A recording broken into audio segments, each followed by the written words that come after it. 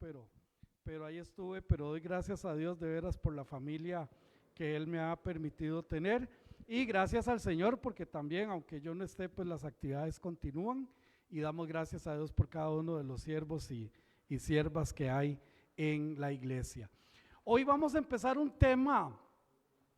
¿Qué les puedo decir, hermanos? Un tema que recuerdan que cuando en el mes de abril levantamos una lista y les pasamos un papelitos y pusieron diferentes temas. Bueno, hemos ido también desarrollando estos temas en predicaciones, en clase y hoy, espero hoy y el próximo domingo poder terminar con un tema, es interesante y ahorita lo vamos a ver y tiene que ver con lo que algunas personas llaman los 400 años de silencio o los 450 años, algunos dependiendo del estudio que usted lleve, pueden llegar a 430, 450, le llaman de silencio, refiriéndose al espacio de la última profecía de Malaquías que acabamos de empezar a leer precisamente para poder entender un poco sobre esto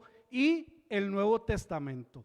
Se cierra Malaquías y arranca el Nuevo Testamento. Para nosotros es tan simple como dar una vuelta a una hoja, pero realmente para poder entender este estudio, que yo le llamo y prefiero llamarlo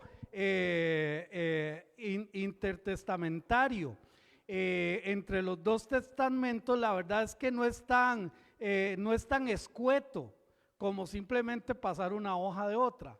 Realmente allí hay que ver los asuntos sociales, culturales, económicos, religiosos, entre otros, y así poder tener un panorama amplio de este periodo, ya que hay muchas cosas que vemos en el Nuevo Testamento que no vemos en el Antiguo Testamento. Por ejemplo, escuchamos de los fariseos, escuchamos de los escribas, escuchamos de los saduceos, escuchamos de la sinagoga, pero nada de esto hay en el Antiguo Testamento, sino que como por arte de magia podríamos decir, si no entendiéramos este periodo, ya en el Nuevo Testamento son considerados los doctores de la ley, los fariseos, por ejemplo.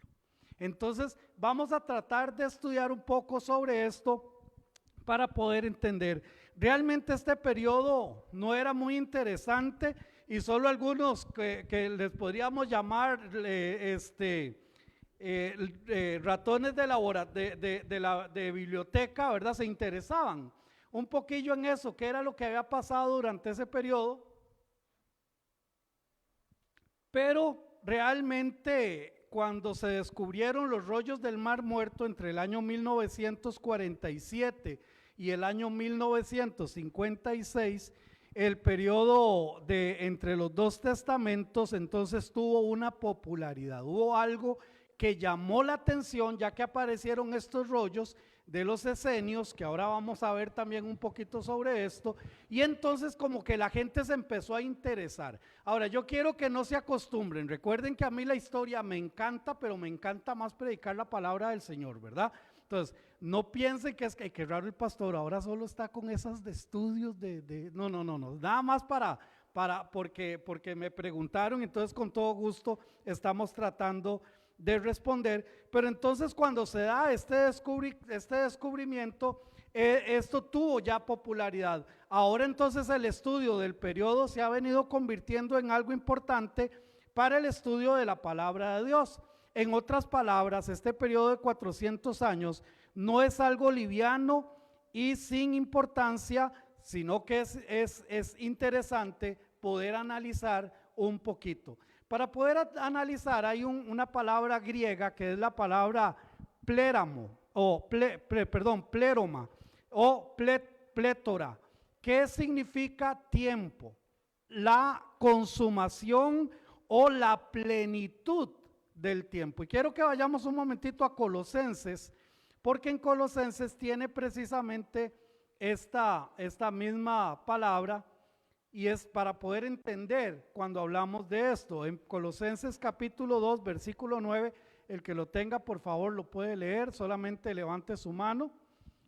Ok, hermanita Sofía.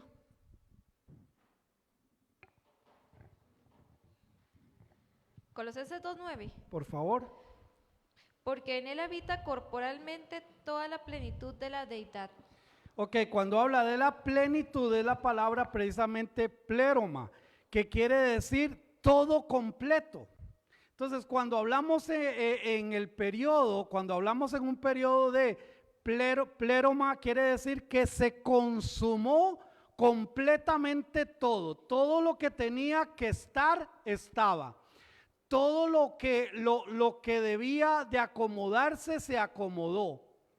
A veces la gente se pregunta, dice, ¿por qué el Señor Jesucristo no habrá venido en mis tiempos? Bueno, porque el tiempo perfecto, el tiempo correcto, el tiempo que estaba en la plenitud fue en el tiempo que Dios mandó a su Hijo. Y eso lo vemos allá en Gálatas capítulo 4. Gálatas capítulo 4, verso 4. Igual el que lo tenga lo puede leer, por favor. Ok, gracias, hermanita Rubina. Pero cuando vino el cumplimiento del tiempo, Dios envió a su Hijo nacido de mujer y nacido bajo la ley. Cuando vino el cumplimiento del tiempo, la plenitud, todo se acomodó, todo el desarrollo histórico, político, religioso, social, estaba listo para que entonces viniera Jesucristo. Y por eso dice la palabra del Señor, Pablo escribiéndole a la iglesia de Galacia, les dice, pero cuando vino el cumplimiento del tiempo, cuando ya todo estaba listo, entonces Dios envió a su Hijo, nacido de mujer y nacido bajo la ley. ¿Cuáles eran las características que tenía este tiempo que no tenía otro? Para que entonces pudiera darse lo que se dio, que fue ya la venida de Jesucristo, y a partir de ahí el trasfondo de lo que conocemos como el Nuevo Testamento. Varias preguntas nos podíamos hacer. ¿Qué sucedió durante ese periodo intertestamentario? Bueno, vamos a estudiarlo. ¿Fue un tiempo dirigido por Dios o fue de pura casualidad y pasó lo que pasó y todo el asunto? ¿El pueblo de Israel siguió su desarrollo normal o el pueblo de Israel cerró Malaquías, se fueron todos a dormir, 400 años después nació otra vez, se despertó el pueblo de Israel? ¿O siguieron vendiendo, comprando, llevando, trayendo, haciendo negocios, hubo invasiones, no hubieron invasiones? Vinieron más o no vinieron más reyes, vinieron más o no vinieron más jueces. ¿Qué pasó con el pueblo de Israel? El pueblo de Israel siguió su vida.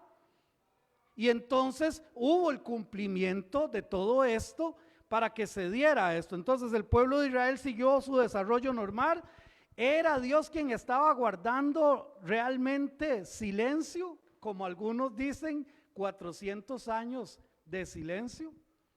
Y ahora leímos apenas 10 versículos de la última profecía. Oiga, y esos 10 versículos lo ponen a uno a temblar, ¿verdad? Lo ponen uno a pensar, ¿será que Dios se cayó? Se quedó callado. Y 400 años y resto dijo, ay, mira, yo había dejado eso ahí en stand-by, voy a retomarlo. Ok, básicamente eso es lo que vamos a tratar de entender. El periodo intertestamentario es un término que acuña más o menos 450 o 400 años de tiempo que hay entre el Antiguo Testamento y el Nuevo Testamento. Pero ojo con esto, para los judíos, estoy hablando de la nación judía, para los judíos no mesiánicos, o sea, los que no creen en Jesucristo, tampoco creen en el Nuevo Testamento, punto. Para ellos solo hay un, y es lo que nosotros conocemos como el Antiguo Testamento. Para ellos, para poder hablar con ellos sobre ese tiempo, realmente ellos hablan del tiempo del segundo templo. Históricamente, cuando un judío no mesiánico quiere referirse a ese tiempo histórico, se refiere al tiempo del segundo templo, que es el mismo tiempo que nosotros como cristianos nos referimos al periodo intertestamentario. Si bien es cierto que no hubo profecía bíblica, también es cierto que la nación de Israel estuvo activa y la región sufrió muchos cambios que a la postre ayudaron al cumplimiento del tiempo para que Dios viniera y trajera o enviara a su Hijo a este mundo. ¿No sería entonces justo decir que Dios guardó silencio? No sería justo, ¿por qué? Porque este largo tiempo, por este largo tiempo, ya que su profecía estaba por cumplirse y su pueblo debía seguir guardando su palabra, tal como en nuestros tiempos actuales. O sea, el pueblo de Israel tenía que estar revisando la palabra de Dios, el Antiguo Testamento, y darse cuenta que faltaban cosas por cumplirse, darse cuenta que iba a venir un Mesías, darse cuenta que el Señor iba a mandar a su Hijo, darse cuenta que todavía no se había cumplido la profecía de la serpiente y la simiente de la serpiente y la simiente de la mujer. Ellos tenían que estar atentos a su palabra, tal y como nosotros ahora debemos de estar atentos a su palabra. El Señor no ha guardado silencio. Él nos dejó su palabra para que la sigamos, para que la estudiemos, para que la revisemos, para que la creamos y para que la cumplamos. Pero el pueblo creyó que ya Dios se había quedado callado, que ya Dios no tenía nada más que decirles. Y por eso para algunos de una mala interpretación le llaman 400 años de silencio. Yo prefiero llamarle 400 años de entre los dos testamentos, o sea, el término o el periodo intertestamentario entre los dos testamentos. El tiempo entre los últimos escritos del Antiguo Testamento y la aparición de Cristo entonces se conoce como ese periodo, el periodo intertestamentario.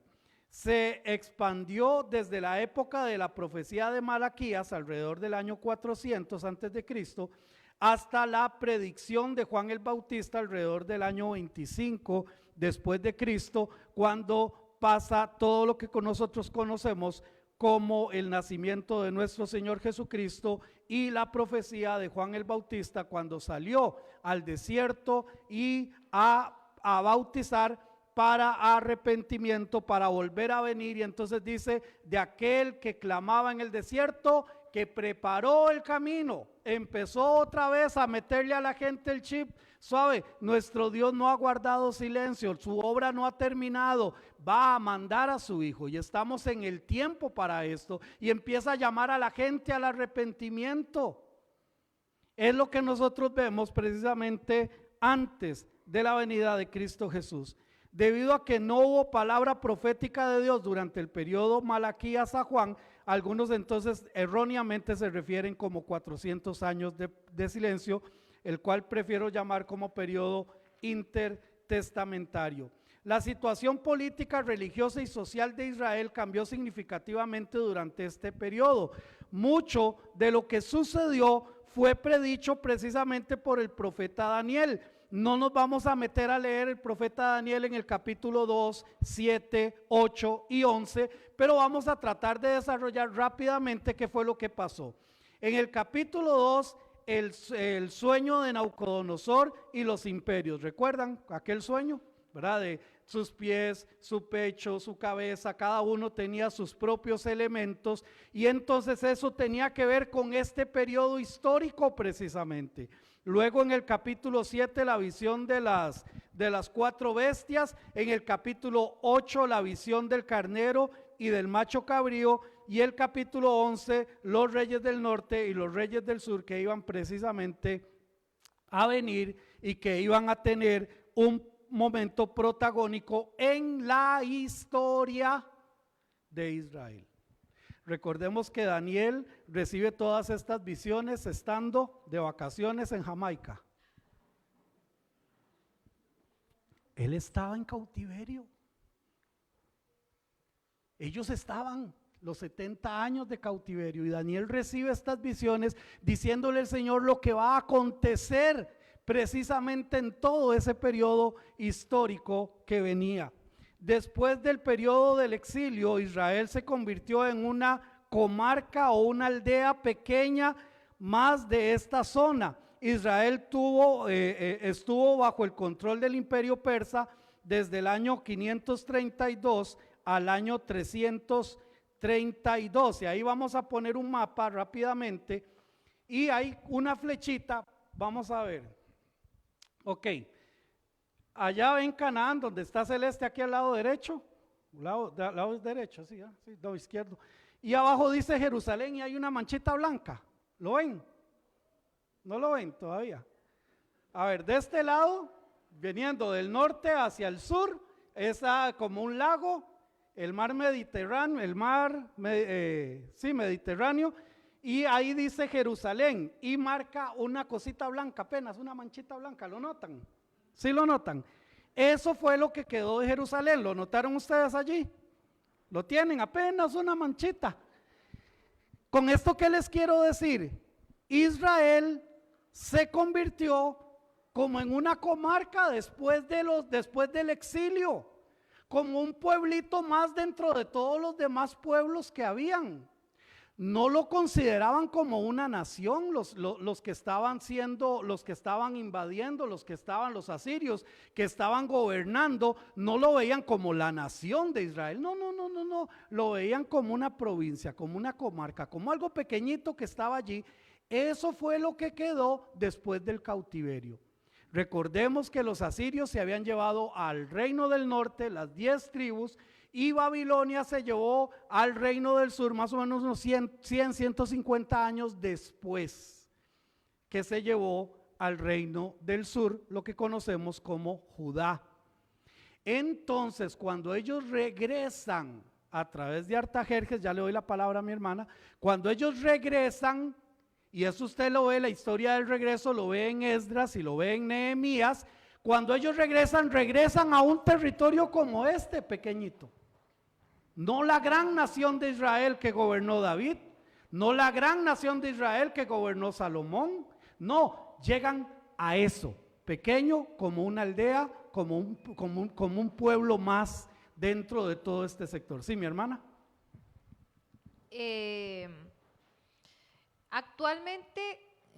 Actualmente Israel, digámoslo, el pedacito de país que se conforma actualmente es Judá, ¿verdad? Si no me equivoco.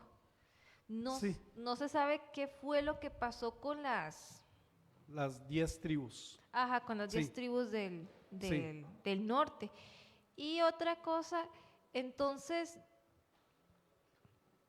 me imagino que después del Nuevo Testamento, ¿verdad? Ya se establecen un poco más, no como la gran nación, pero entonces, aunque bueno, esto implica un poco historia, pero entonces, ¿qué fue lo que pasó? Que Israel se separó, se desperdigó, se pasó lo de la Segunda Guerra Mundial y después buscaron una nación, un terreno para decir, mira, aquí vamos a fundar Israel como país actualmente. ¿Qué fue lo que pasó que provocó que todo el mundo se fuera? Sí, claro, tratar de resumir todo eso, una pregunta es un poco difícil, pero vamos a tratar de ver de dónde salió el término judíos en lugar de israelitas. Vamos a arrancar por ahí, ¿ok? El reino del norte, cuando se dividió las 10 tribus del reino del norte, recuerden que los mapas siempre se ven de norte a sur, entonces el reino del norte eran 10 tribus. Esas 10 tribus, por ser la mayoría, se dejó el nombre de Israel. Por eso es que cuando nosotros leemos en el periodo histórico, en primero, segundo de Reyes, primero y segundo de Crónicas, poquito en Samuel, segundo de Samuel por allí, cuando nosotros estamos leyendo, leemos y escuchamos de el reino del norte, perdón, el reino de Israel o el reino de Judá. Ya desde ahí empieza a haber una diferencia del reino de Israel porque ellos se dejaron el nombre, pero ¿de dónde salió el reino de Judá? Era porque fue la tribu de Judá junto con la media tribu de Manasés que quedaron allí como reino de sur, ¿ok? Porque ahí estaba Jerusalén. Entonces les dieron un nombre y el nombre que les dieron fue el nombre de la tribu de Judá, judíos. Cuando ellos regresan del cautiverio y regresan apenas a un poquito de espacio de tierra, ya no les llaman israelitas, les empiezan a llamar judíos por la tribu de Judá, que hasta el día de hoy a los israelitas muchos les siguen llamando judíos. pero realmente es el pueblo de Dios como nación que Dios escogió, ¿ok? Dios lo formó y Dios lo escogió porque así le plació a él. Ese pueblo de Israel sigue siendo el pueblo de Dios. Y ojo con lo que les voy a decir, no estoy hablando de la salvación de Dios, no, estoy hablando del pueblo escogido de Dios. ¿Ok? Ahora, cuando en el año 70 ellos pierden ese poquitito que tenían allí, cuando ellos pierden ese poquitito en el año 70, cuando los romanos precisamente invaden esto y se pierde, ahora sí se pierden, ellos no tienen nación, no tienen tierra, siguen siendo un pueblo, los judíos.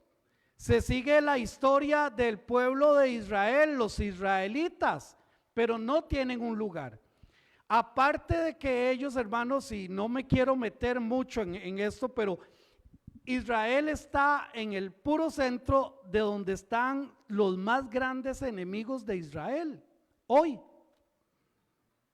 en estos momentos es lo que está pasando. Entonces, hermanos, en el año 48 le dan un territorio y le dan un nombre y les dice en el año 48, si no me equivoco, el 3 de mayo 47, le dicen, ok, judíos o israelitas o judíos, les vamos a ceder un territorio, vamos a reconocer un territorio para ustedes. Un desierto fue básicamente lo que les dieron. Y ellos vinieron. Y no habían pasado 6 años cuando empezaron las guerras. Si usted lee la historia desde el 50 y algo, empezaron las guerras con Israel hasta el día de hoy. ¿Ok? En el año 70 después de Cristo, los romanos fueron los que invadieron este sector y perdieron, ahora sí, su territorio, su terreno. Ya no tenían terreno hasta el año 48, que es reconocido. Y ahorita es importantísimo también este dato. Jerusalén, hasta donde yo tengo entendido, solo hay una embajada en Jerusalén. Todas las demás embajadas se han ido a Tel Aviv, ¿verdad? Ustedes conocen ya Tel Aviv, ¿verdad? Han estado en Tel Aviv, que es la ciudad, digámosle, más aceptada políticamente y todo lo demás, pero la capital de Israel sigue siendo Jerusalén. Y Costa Rica, lamentablemente hace como 10 años o un poco más, creo que fue en el último periodo de don Oscar Arias, quitó la embajada de Costa Rica en Jerusalén y la pasó a Tel Aviv, y ya le dejó de reconocer a Israel como su capital, Jerusalén. Y esto tiene una importancia muy fuerte, y no me quiero meter mucho en historia, pero recordemos que en Jerusalén está el territorio donde tiene que ser construido el templo, pero también están las 3 religiones monoteístas más fuertes: los católicos, los musulmanes y, ya se me fue el otro, y el judaísmo. Gracias. Entonces, ahí hay todo un colocho a nivel religioso que está ahí por verse. Hermano Marcos, si alguien me ayuda con el micrófono para el hermano Marcos. Sí. Qué torta con las preguntas. Bueno, ahí voy. A mí me gusta mucho la historia. Ahora que usted dice católico, ¿no será mejor decir cristianos? Para usted, para mí, tiene mucho significado la palabra cristiano. Para el mundo, realmente, en el mundo árabe, Madonna es cristiana, porque anda con una cruz y anda haciendo sus bailes y cuando era más joven todavía más. Para ellos la percepción de un cristiano es todo el que anda en una cruz. Entonces, por eso hago la diferencia en cuanto al pueblo católico, que es el más fuerte allí, ¿verdad? Bueno, sí, el más fuerte. Que cristiano, que tiene una connotación ser como Cristo. Sí, porque las ambulancias tienen la media luna roja, ¿no? Porque ellos no creen en la cruz, sí. Exactamente, sí, tienen a la media luna roja. Ahora, me voy a extender un poquito. Ajá. En este momento que está en guerra, ¿dónde estará Esaú, que es hermano de Israel? Bueno. Esaú está dividido entre todos los movimientos árabes, precisamente. Sí, sí. Ahí está. Ahí. Muchas gracias, sí. Si ustedes quieren saber qué fue lo que pasó con Esaú antes de todo esto que estamos viendo, pueden leer Abdías. En Abdías está muy marcado todo lo que pasó allí, y en Habacuc también un poco sobre esto. Ok, hermanos, ya me pusieron a sudar. Entonces, ese pequeño territorio, los persas permitieron a los judíos participar de su religión en épocas sin tener mayor interferencia. ¿Por qué? Porque los asirios decían, hey, ¿cuál es el problema? ¿Quieren ir a dar sacrificios? Vayan. ¿En qué me afecta a mí?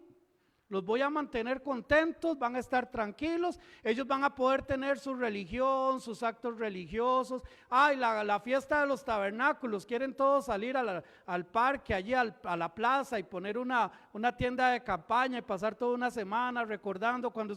Yo no tengo problema, les decía a los asirios, no hay problema, cero estrés.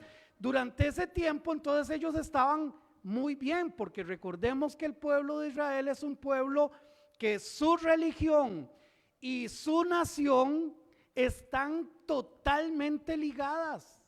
Las fiestas nacionales de Israel tienen todo que ver con las fiestas religiosas, absolutamente todo.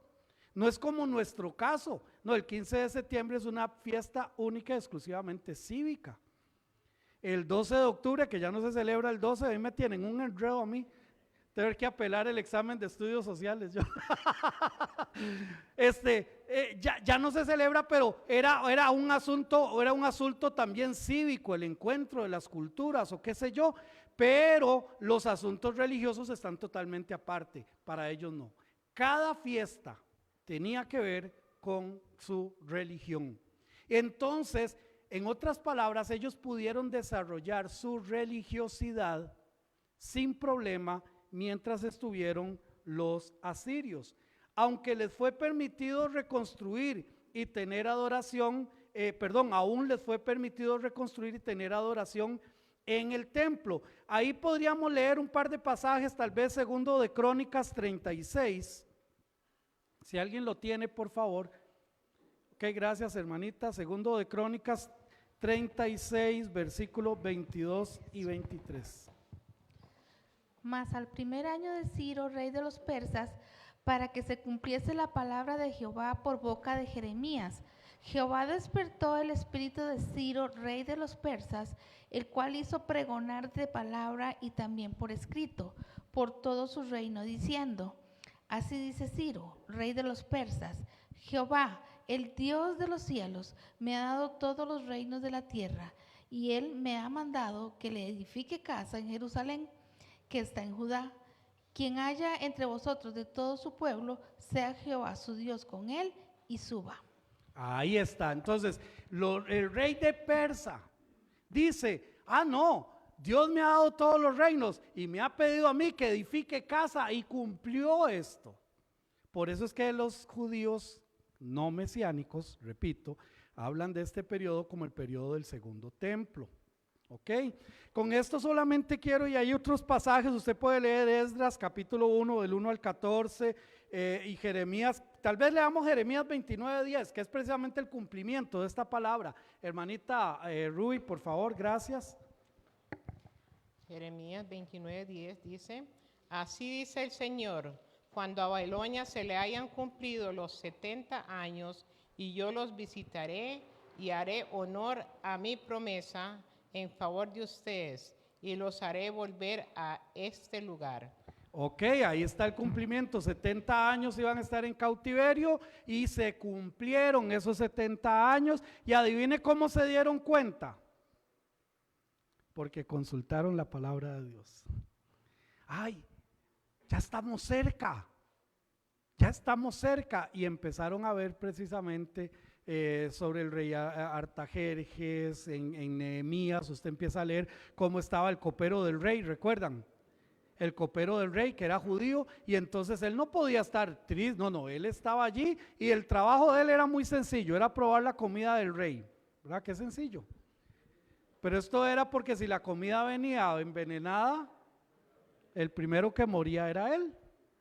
Y entonces él estaba ahí triste y le pregunta al rey, pero ¿por qué estás triste? Y dice en ese momento que él oró y le pidió a Dios, y entonces ya le contó que las puertas de la ciudad estaban quemadas, que los muros estaban caídos, y entonces les da el permiso de que vaya, que edifiquen, que revisen. Si usted lee en Esdras, Esdras es hermosísimo, Esdras, bueno, no me voy a meter porque uy, quisiera, pero bueno, Esdras dice que el rey le dio más bien cartas para que pasara por los bosques del rey y llevaran maderas, y les dio tesoros y les dio todo para que fueran y pudieran construirle a Dios. O sea, eso solo Dios lo hace.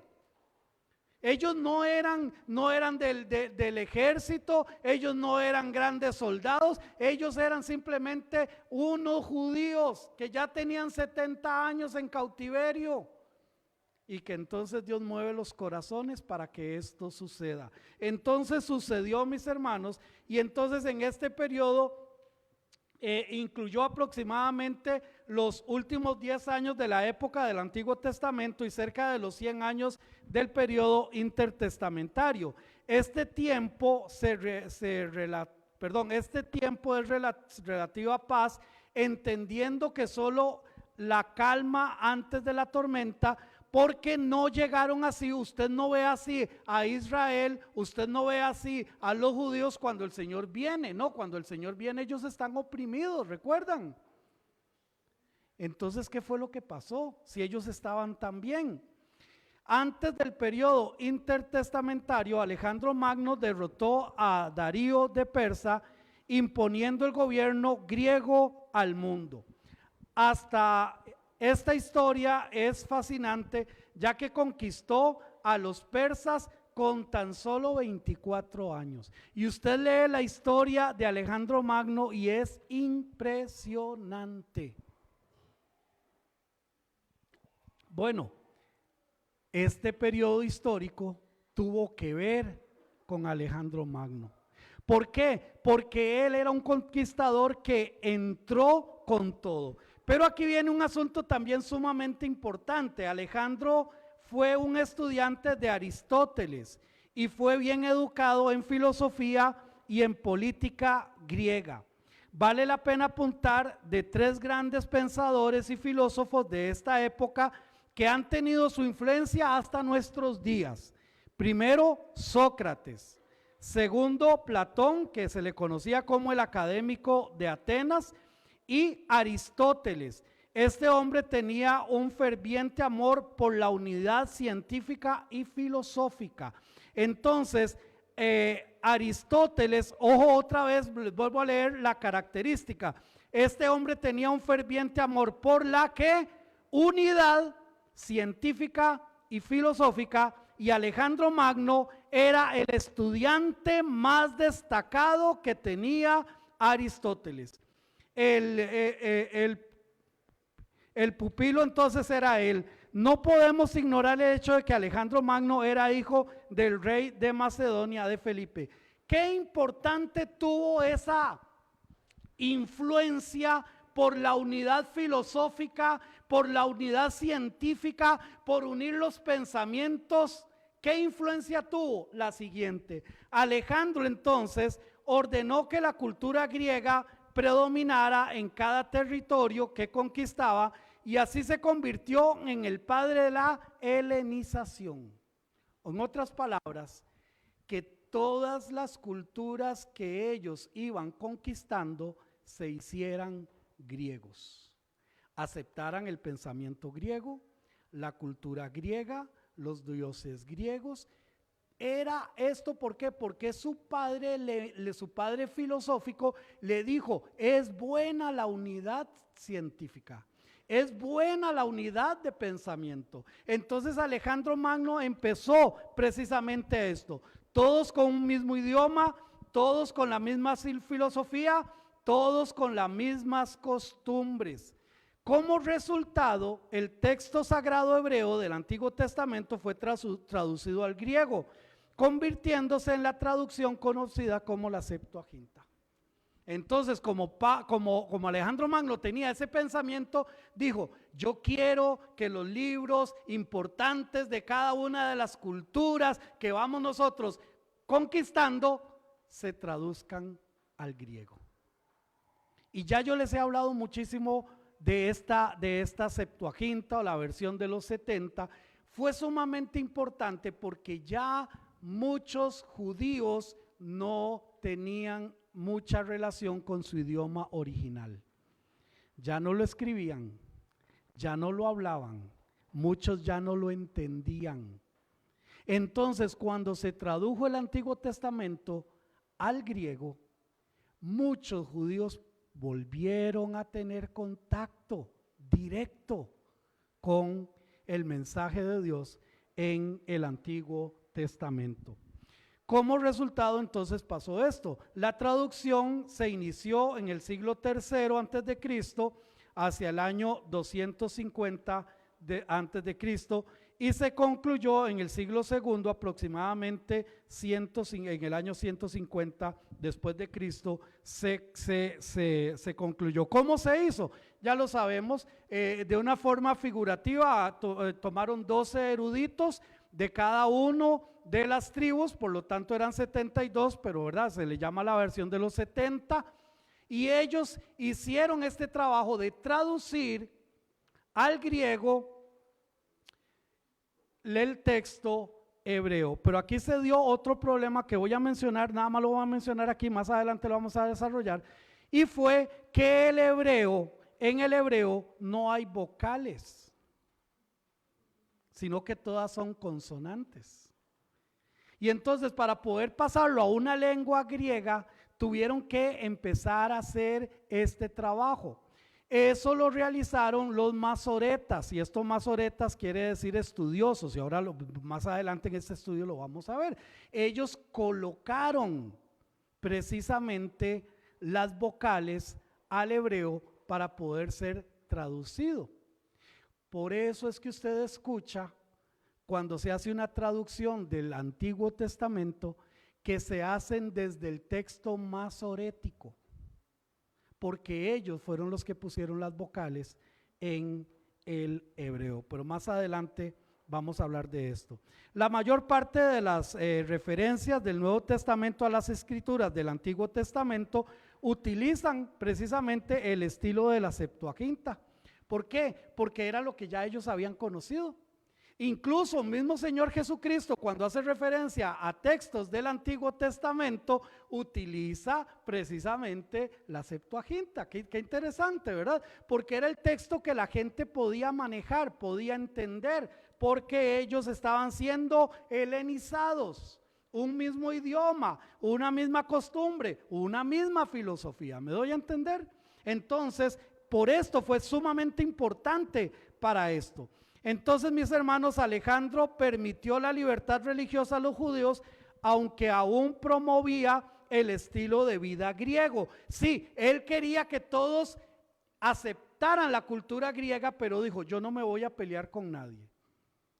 Si hay alguien aquí que quiere seguir hablando hebreo, aunque ya nadie le entienda, pues hable hebreo, no hay problema. Yo le voy a enseñar a escribir griego, pero si usted quiere al final llegar a su casa y escribir en hebreo, yo no me voy a pelear. En ese sentido fue que hubo esa libertad.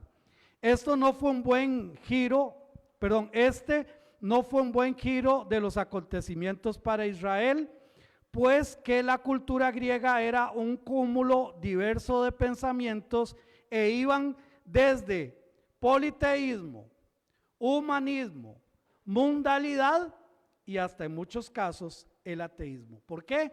Porque como todo era permitido, entonces todo el mundo podía pensar lo que quisiera. Por eso habían filósofos griegos ateos, por eso había mucho politeísmo, creían en muchos dioses. Otros no creían en ningún dios. Otros creían en la vanidad de la vida y entonces hay que vivir la vida hoy porque eso es lo que yo tengo. Me doy a entender, no había una uniformidad de pensamiento, era sumamente amplio, sumamente abierto, y entonces todo esto llegó a permear también al pueblo de Israel. Después de la muerte de Alejandro, en el año 327, murió en Babilonia, sumamente joven, estando ya muy cerca de conquistar también a ellos. Judea fue entonces gobernada por una serie de sucesores, culminando con el rey Antíoco III. Ya le doy la palabra, mi hermanita.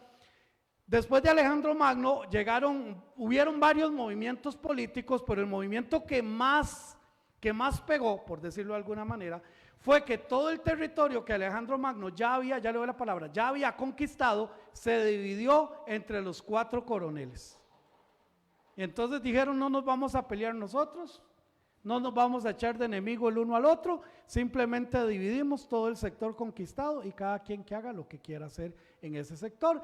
Entonces todo esto se empezó a dar hasta que llegó Antíoco, el rey Antíoco III, que fue en el año más o menos 198 antes de Cristo. Ahora sí, mi hermana, le escucho.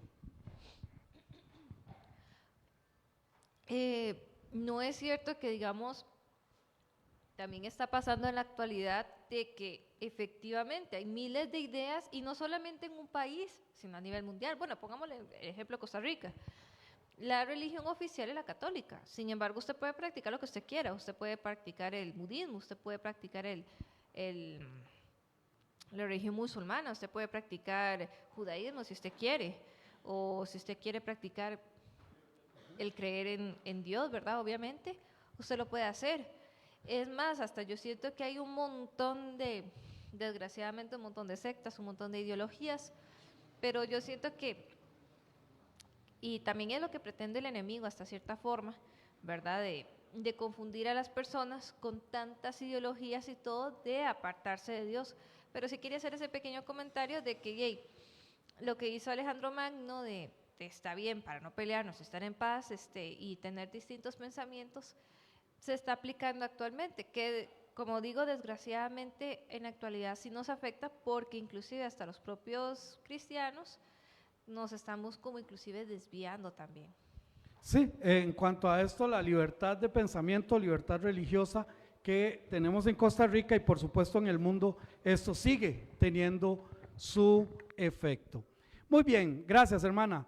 Antíoco hizo mucho más que refutar la libertad religiosa para los judíos, esto porque su intención era que la helenización se estableciera. Entonces, cuando Antíoco toma el poder, le dice a los judíos: olvídense ustedes de su diosito, olvídense de sus tradiciones, no, ustedes tienen que ser griegos. Entonces ese fue el caballito de batalla, o sea, él llegó para imponer por la fuerza: no vamos a seguir suavecito con esto, sino que ahora sí, todos griegos, todos con pensamiento griego, todos con idioma griego, todos. Y entonces eso fue lo que hizo Antíoco. Estaban también en contraposición los fariseos, que los fariseos se les conoce también como los separados. Los fariseos, ya que estos buscaban que los judíos no perdieran su identidad como pueblo de Dios. Esto lo hacían manteniendo la enseñanza del pacto divino. Los fariseos decían: no podemos perder nuestra raíz, no podemos, ni perder nuestro Dios, ni perder nuestras culturas, ni perder no podemos. Entonces los fariseos empezaron a tener escuelas de enseñanza hebrea, o lo que conocemos como las sinagogas. ¿Ok? Entonces se reunía un grupo de un grupo de judíos, respetaban el día Sabat, el Shabbat, que era el día para reposo, para poder estar en comunión con Dios, y tenían escuelas en las cuales enseñaban a conocer la ley judía. Entonces esto para Antíoco era un problema. ¿Por qué? Porque entonces los fariseos decían: no, es que no, los fariseos, nosotros queremos mantener nuestra cultura, y esto era un problema para Antíoco. Por eso entonces con Antíoco les empezaron a llamar los separatistas. No nos están ayudando, están en contra de nosotros, y así es como vemos y empiezan lo que conocemos como las sinagogas. Una nota al margen: los fariseos y los escribas en estos tiempos se destacaban por el cuidado de los textos sagrados, realizando copias de hebreo para las sinagogas y enseñando estos mismos textos. O sea, recordemos que no habían fotocopias ni habían drive, ¿verdad? Para poder subirlo, no, había que copiarlo. Y las copias se hacían en materiales que se iban degradando, ¿ok? Entonces, los escribas tenían que ir haciendo copias de copias de copias, pero con un trabajo sumamente serio. Estas copias eran altamente cuidadas y cuando se requería de hacer nuevas copias, su cuidado era múltiple. ¿Por qué? Porque ya esta copia se está desgastando, necesitamos hacer otra.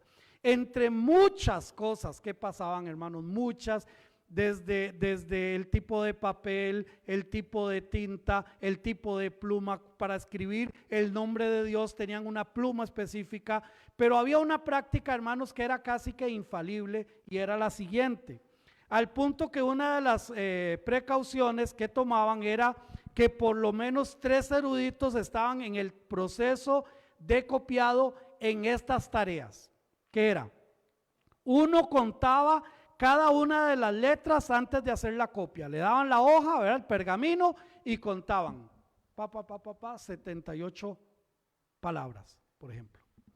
Ahora sí, vaya, cópielo.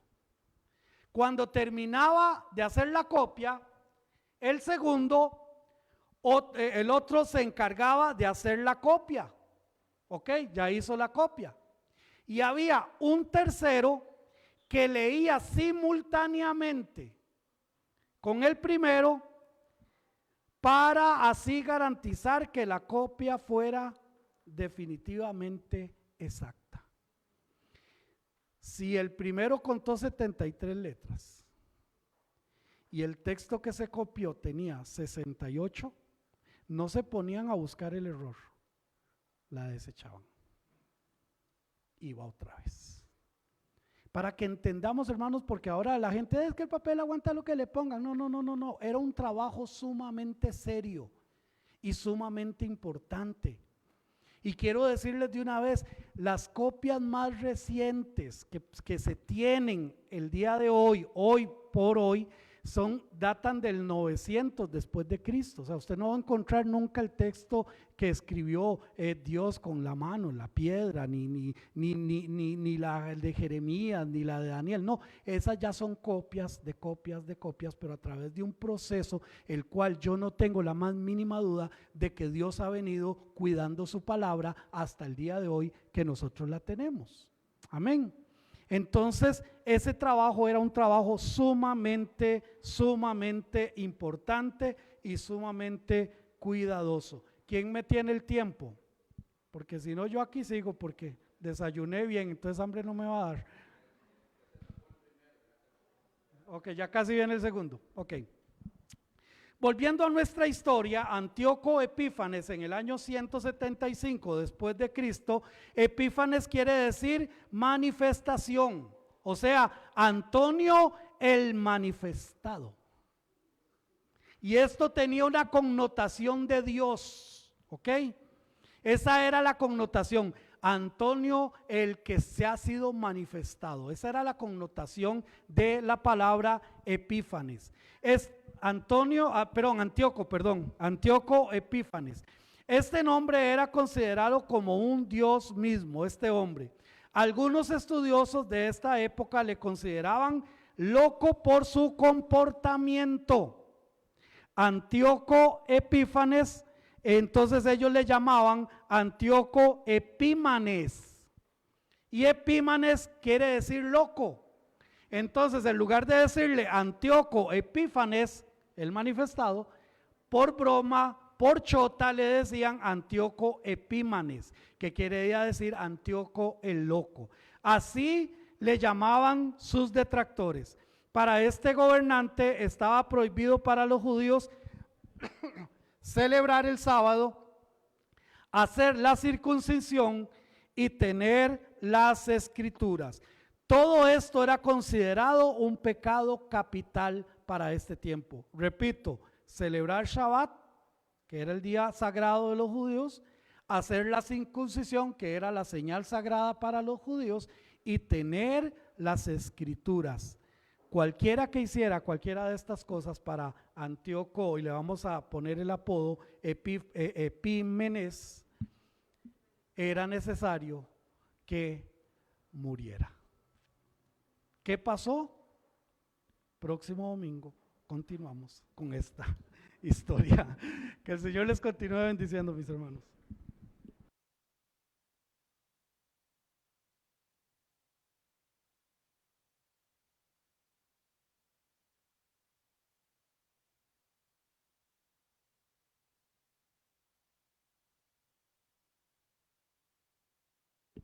Gracias.